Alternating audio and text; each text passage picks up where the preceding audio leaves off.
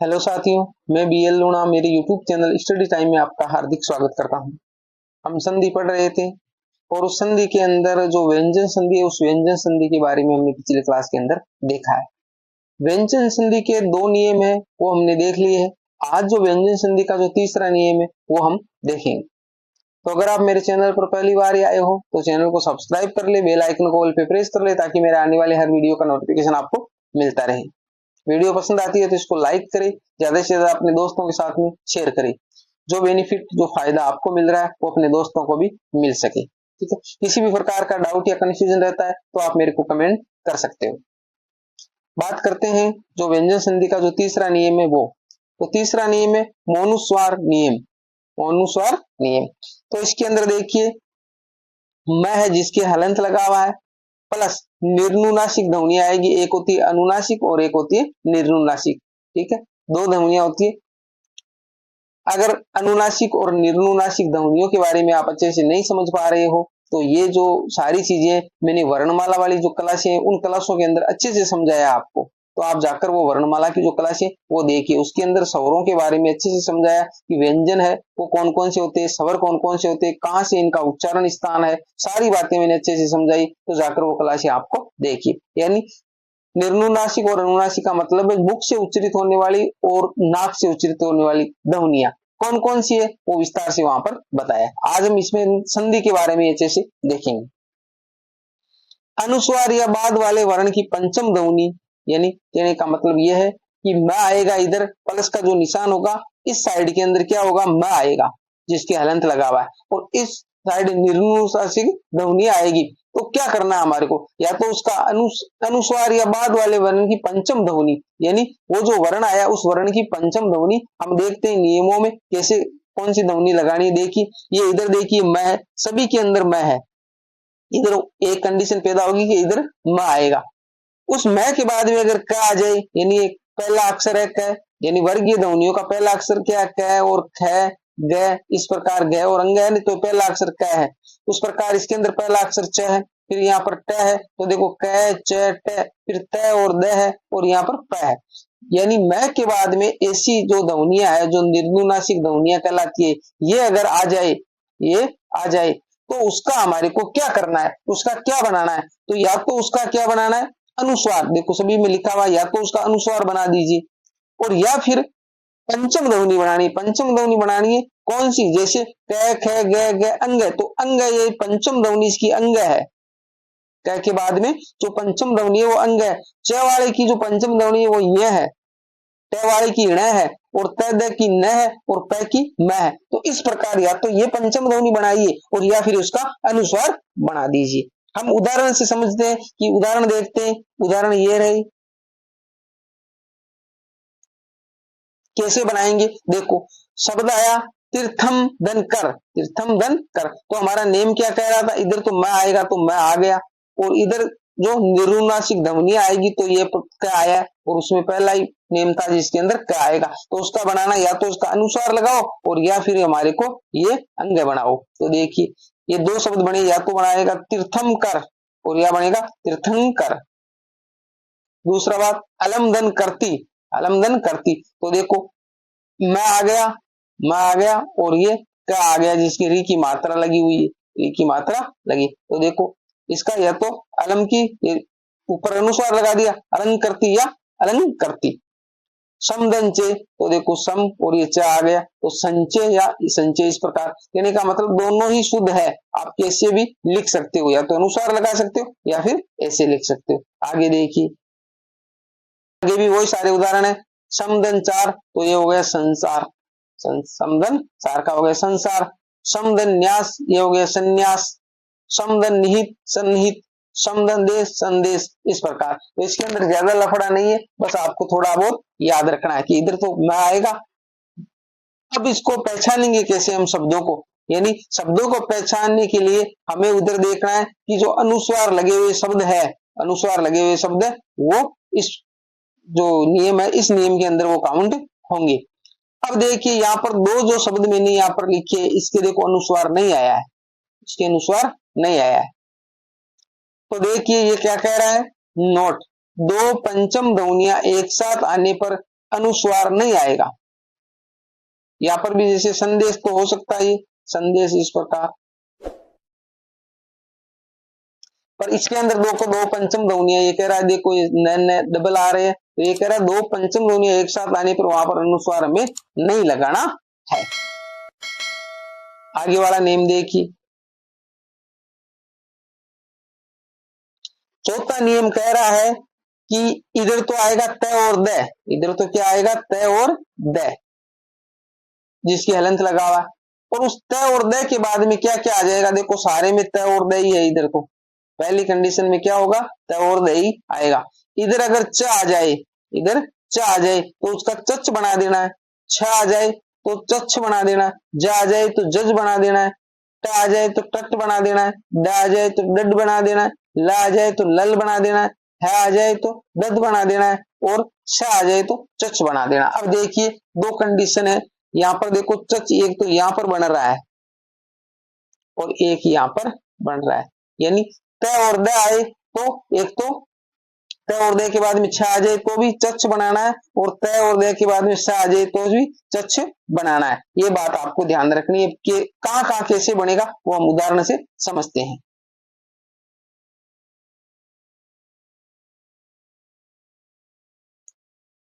देखिए त और द आना चाहिए, तो देखो सत में त आ रहा है, ये हलंत वाला त आ गया, और यहां पर आया च, तो अब हमारे को बनाना क्या था, चच बनाना है, क्योंकि इस तय का च बनाना है, तो हमारा हो गया जाएगा श, ये च बन गया हलंत वाला, और ये पूरा च, और ये चरित्र पूरा हो जाएगा, तो शब्द बन जाएगा सचरित्र। तो ज्यादा लफड़ा इसके करना नहीं है।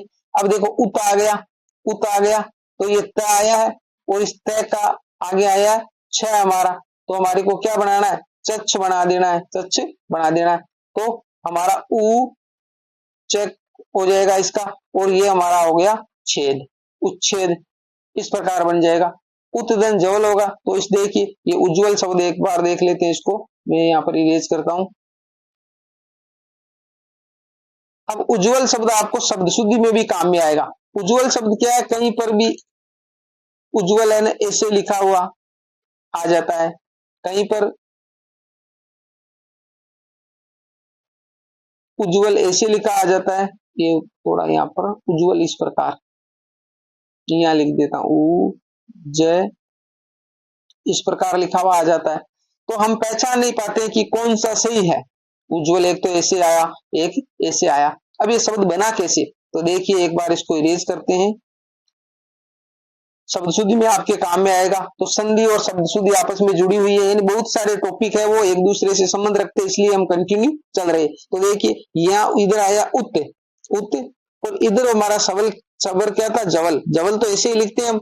अब ये ऐसे शब्द, इसको हम उज्जवल बनाएंगे, देखो उ और तय के बाद में जाए तो जज बनाना, तो ये ज हो गया हमारा इस तय का, इस तय का ज हो जाएगा, और ये ज आधा है ही पहले से, तो उज्जवल इस प्रकार लिखा हमने उज्जवल। तो ये उज्जवल शब्द इस प्रकार सही है। हम देखते हैं कि भाई एक बार यहाँ पर हलंत वाला लगा दे और इसके पूरा ज कर दे तो गलत हो जाता है, बाकी उज्जवल शब्द वो इस प्रकार है। वृत्त टीका का वृत्त टीका हो जाएगा, उत्तदन लेन का उड्डयन हो जाएगा, उत्तदन लेख का उल्लेख हो जाएगा, उत्तदन हरण का उद्धरण हो जाएगा।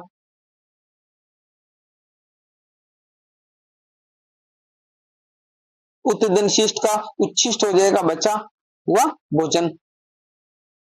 श्रीमत शरत चरण, श्री मच्छर चरण, ये सब थोड़ा देख लेते हैं आपको कैसे बनाइए। देखिए ये श्री मच्छर चंद्र है, तो देखो आप शब्द के टुकड़े कहां से करोगे, देखो ये चच बन रहा है यहाँ पर देखिए चच बन रहा है, और यहाँ पर चच बन रहा है, ये चच बन रहा है, ये चच बन रहा है, तो यहाँ पर एक तो ये च और छ यहाँ से टुकड़े होंगे, और एक ये च वाला यहाँ टुकड़े होंगे। अब हमारे को करना क्या है वो देखिए, अब यहाँ पर टुकड़े होंगे तो श्री मत, ये हो जाएगा श्री, और ये मत लिख दिया हमने चच का, भाई चच का ये टुकड़े कर लिए, यहाँ पर च और छ आ राजा, फिर क्या हो जाएगा मित मत, ये शरत हो जाएगा। ये शरत कैसे हुआ, क्योंकि ये इसके टुकड़े कर लिए हमने, श्री मच्छर चंद्र है ना वो, तो इस प्रकार इसके टुकड़े हमारे को कर लेने हैं, यहां से टुकड़े करने हैं, तो यहाँ पर बीच में दोनों के बीच में तय आ जाएगा। श्रीमत धन शरत धन चंद्र, तो श्री मच्छर चंद्र, इस प्रकार। 5 नंबर जो नियम है वो देखिए, व्यंजन आगम संधि। इसके अंदर ज्यादा आपको लफड़ा नहीं करना है। व्यंजन संधि में स्वर संधि के नियम है वही अच्छे से काम करते। व्यंजन संधि है उसके अंदर नियम है वो ज्यादा आपको कंफ्यूजन पैदा नहीं करेंगे। आप देखते ही शब्द को पहचान जाओगे जहां टुकड़े कर, क्योंकि हमारा यहाँ पर एग्जाम है वो क्या है, वो एबेसिड टाइप होता है। तो ऊपर हमारे को या तो कोई शब्द देगा भाई, ऊपर या तो कोई शब्द देगा और उस शब्द के क्या पूछेगा, टुकड़े पूछेगा भाई। जैसे ए बी सी और डी होगा तो इसके अंदर जो शब्द के टुकड़े देगा तो उस शब्द को देखकर ही हम उसके टुकड़े को पहचान जाएंगे, क्योंकि 2 ऑप्शन तो हम अपने आप ही ऐसे कैंसिल कर देंगे। फिर ए और डी में हम कंफ्यूजन होगा कि भाई ए होगा या डी होगा, तो थोड़ा सा दिमाग लगाओ अपने आप उतर आ जाएगा। और या फिर ऊपर जैसे टुकड़े दे देगा भाई, जैसे प्लस के निशान के एक शब्द इधर और एक शब्द इधर, फिर आपको वो शब्द देखकर पूछेगा भाई इसमें से कौन सा इसकी शुद्ध संधि होगी, या फिर उस शब्द है उस शब्द से संधि के बारे में पूछ सकता है कि भाई इस शब्द के अंदर कौन सी संधि है। बस इतनी कंडीशनें पैदा होगी, बाकी और कोई कंडीशनें पैदा नहीं होती। या फिर स्वर संधि के अंदर आपको नेम देकर पूछ सकता है भाई, जैसे मान लिया कि इधर ए आया और इधर ए आया तो क्या बनेगा, तो हमारा आ बन जाएगा। इस प्रकार देकर पूछ सकता है, बाकी ऐसी कंडीशनें पैदा होगी संधि के अंदर। अब देख लेते हैं हम व्यंजन आगम संधि में क्या होगा, इधर उपसर्ग आएगा, इधर उपसर्ग आएगा और उपसर्ग के बाद में अगर छ आ जाए, उपसर्ग के बाद में छ आ जाए से प्रारंभ शब्द, तो उसका क्या बनाना है, च का आगमन हो जाएगा, वहां पर एक च आ जाएगा अपने आप ही। कैसे आएगा देखिए, देखिए ए उपसर्ग है, जैसे हम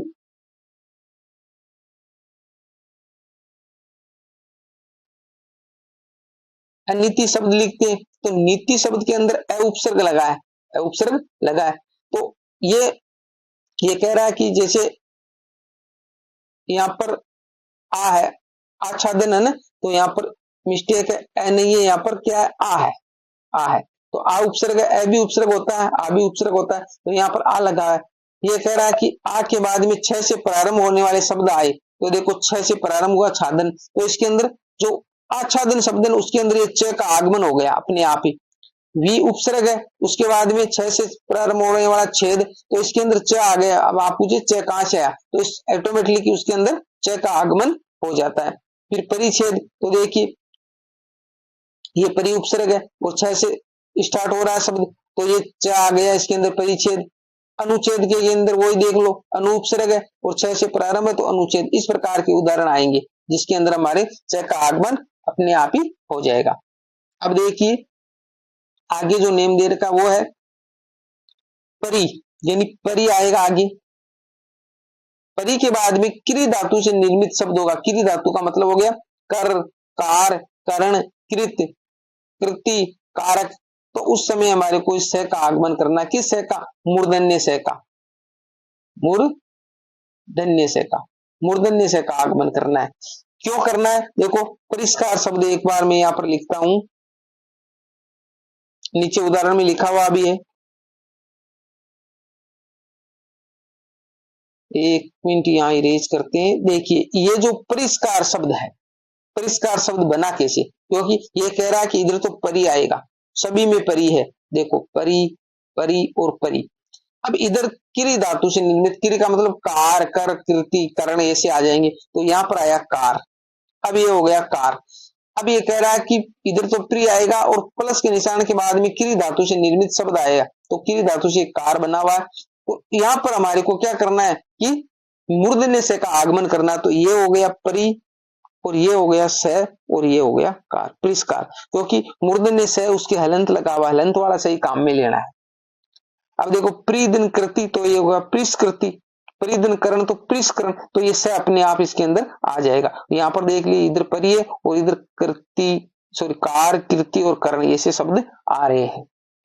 इसके बाद में दूसरा जो नियम है वो क्या कह रहा है, वो कह रहा है समदन क्रि धातु से बने शब्द, कर, कार, करण, कृति, कृत्य, कृति, कारक, इसमें से ये है दंत्य से, दंत्य से।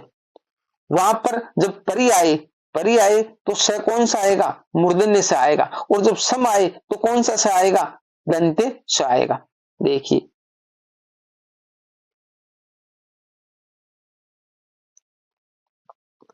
सम दनकार, तो सम के बाद में क्री धातु से निर्मित शब्द आया, तो ये हो गया हमारा संस्कार।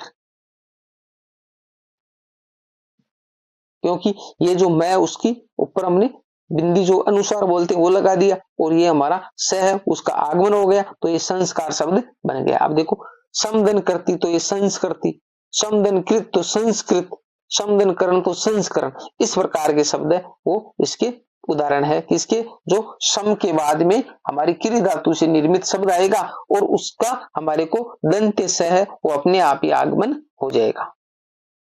आगे देखो, इसमें छोटे छोटे नियम ही है बस।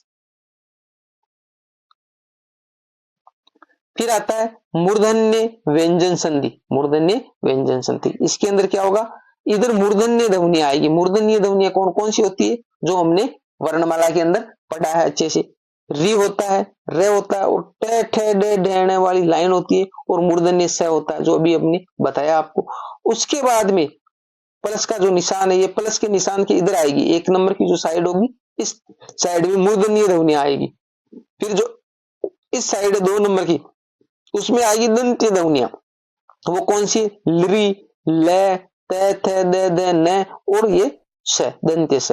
तो इसका हमारे को अगर ऐसी कंडीशन पैदा हो तो बनाना क्या है, उसको मूर्धन्य ध्वनियां बनाना है। मूर्धन्य ध्वनियां बनाना है। कैसे बनाना है देखिए,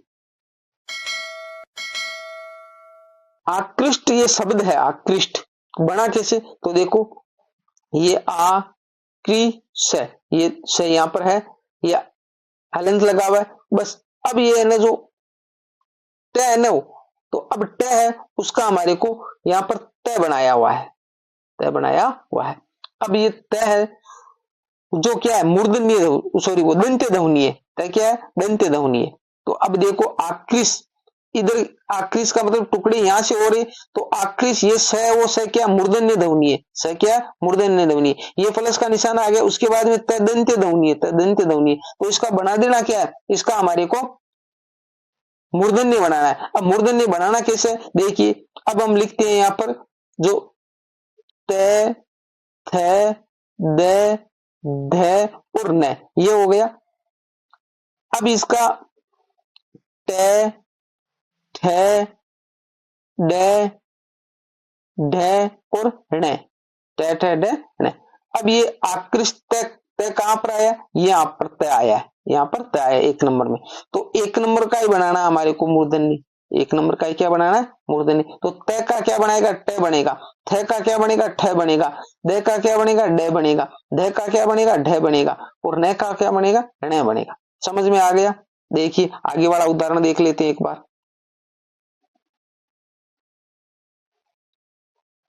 आगे वाले उदाहरण क्या है, प्रतिदन सका, प्रतिदन सका। तो ये त आ गया और ये आ गया हमारा स। अब ये हमने प्रति तो लिख दिया, अब इस स है भाई, ये दंत्य, तो इसका क्या बनाना है हमारे को मूर्धन्य बनाना, तो ये स हो जाएगा मूर्धन्य। और ये था है, तो था का क्या बना देना, था बना देना, ये प्रतिष्ठा बन गया। अभी शेख में देख लो भाई, अभी तो हमने लिख दिया, ये अभी लिखा, ये शेख है, तो ये दंत्य है, तो इसका क्या बनाना है मूर्धन्य बना देना, तो ये शेख मूर्धन्य हो गया अभिषेक। कृष्ण न, तो ये देखो स है, ये न है, तो ये हो गया। न का क्या है, कृष्ण हमने लिखा, टुकड़े यहां से कर रहे हैं तो कृष्ण लिख दिया, और न का न हो जाएगा। सस दंत है, तो सस तो हमने लिख दिया, और थ का क्या ठ हो जाएगा। इस प्रकार बन जाएंगे। आगे देखिए निष्दन सता, तो देखो नी यहां पर लिख देंगे हम, टुकड़े यहां से हो रहे, तो स हमारा कौन सा आ गया दंत्य, उसका क्या हो जाएगा मूर्धन्य हो जाएगा, और था का ठा हो जाएगा। निष्ठा करना है, निष्ठा, इस प्रकार बन जाएगा।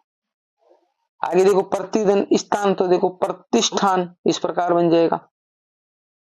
उपनिषद, तो देखो उपनिषद ऐसे बन जाएगा। सुदन समा, तो ये सुषमा बन जाएगा, जिसका मतलब होता है सौंदर्य।